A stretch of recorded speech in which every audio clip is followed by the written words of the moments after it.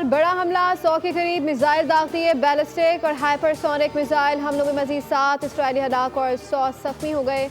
Israeli वज़ीर दिफा का कहना है कि अब तक मरने वाले इसराइलियों की तादाद 24 हो गई है। ईरानी मीडिया के मुताबिक हैफा में ईरान के मिसाइल हमलों में पावर प्लांट में आग लग गई। मिसाइल हमले के नतीजे में वसी इसराइल में बिजली बंद हो गई।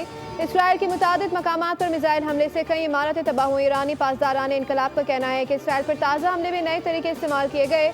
नई टेक्निक से इसराइली दिफाई निज़ाम खुद को टारगेट करता रहा। इसराइल पर ईरानी मिसाइल हमलों में कम से कम 35 इसराइली जख्मी हुए।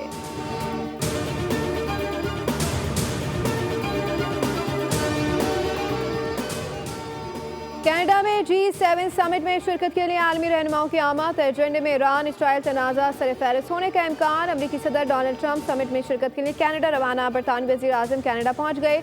समिट में बैन अक़वामी सिक्योरिटी आलमी इस्तेहकाम पर बातचीत होगी। अमरीका की जानिब से टैरिफ पॉलिसी पर डोनाल्ड ट्रंप बातचीत करेंगे।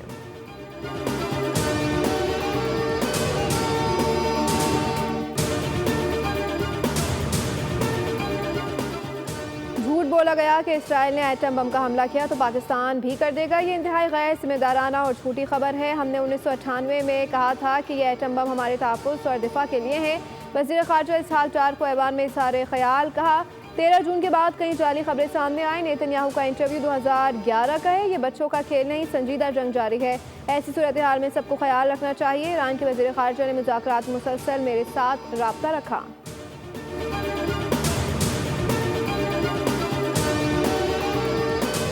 स्टेट बैंक ने मॉनेटरी पॉलिसी का ऐलान कर दिया। शुरा सूद 11% पर बरकरार। स्टेट बैंक जून 2024 से अब तक शुरा सूद में 11% कमी कर चुकी है।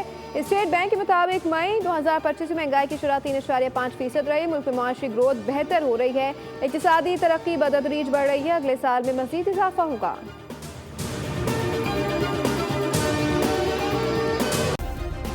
सब्सक्राइब करें और बेल दबाएं ताकि कोई खबर रह न जाए।